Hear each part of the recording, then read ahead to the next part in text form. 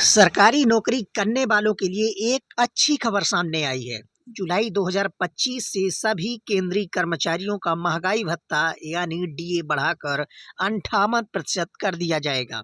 इस पर सरकार की तरफ से लगभग मोहर लग चुकी है और आदेश भी जल्द जारी किए जाने की उम्मीद है। ऐसे में जिन लोगों को लंबे वक्त से इस बढ़ोतरी का इंतजार था, उनके चेहरे पर अब मुस्कान साफ देखी जा सकती है। फिलहाल केंद्र सरकार के कर्मचारियों को 55% महंगाई भत्ता मिल रहा था। वहीं पिछली वर्ष सरकार ने 2% की बढ़ोतरी की थी, जिसमें डीए 53 से बढ़कर 55% हो गया था। अब जब जुलाई 2025 की बारी आई है, तो माना यह जा रहा है कि इस पर 3% का इजाफा होगा और डीए सीधे 58 पहुंच जाएगा। सरकारी सूत्रों की माने तो 3% की बढ़ोतरी लगभग तय मानी जा रही है। हालांकि कुछ विशेषज्ञों का मानना है कि इसे 4 तक भी किया जा सकता है, क्योंकि महंगाई दर में लगातार इजाफा हो रहा है। लेकिन सरकार फिलहाल 3% के आंकड़े पर ही विचार कर रही है।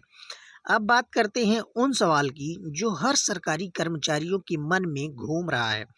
आखिर मेरी सैलरी में कितना फर्क पड़ेगा? तो इसका जवाब यह है कि आप अपनी बेसिक सैलरी पर निर्भर करता है।